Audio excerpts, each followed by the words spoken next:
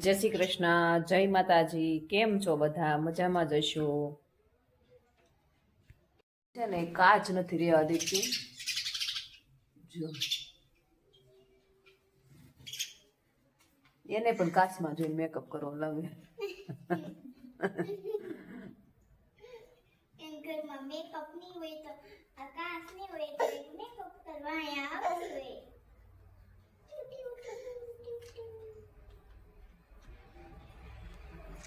ચકી ચકી ચકી ચકી ચકુ ચકુ ચકુ.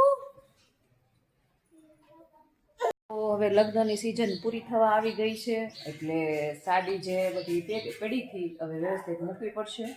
તો એને ધોઈ નાખી છે અને હવે ઘડી કરી અને મૂકવાની છે. પણ એક ટિપ્સ મને યાદ આવી છે કે આપણે સાડીમાં જે આ પિન ભરાઈ જાય છે ને, આપણે ગમે દઈએ તો અંદર દોરા જે હોય એ દોરા નીકળી જતા હોય છે, વિસટાઈ જાય છે. કારણ કે ભારે સાડી હોય ખરાબ થઈ જાય છે.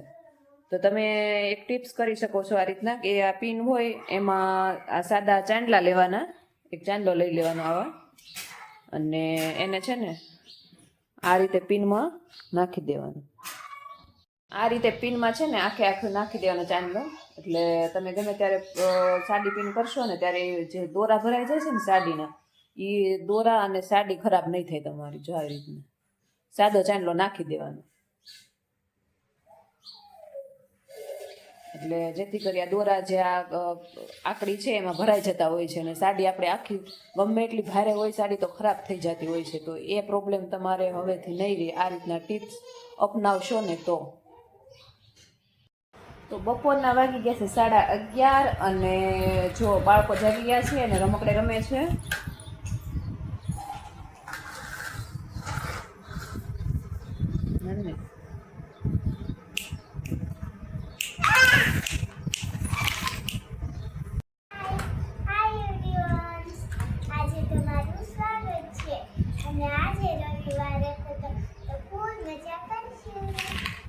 રમકડે રમશું.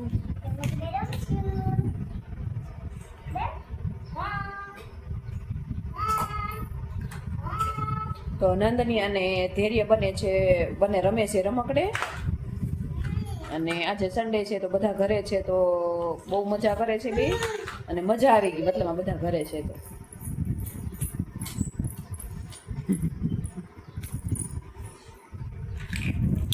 ધૈર્ય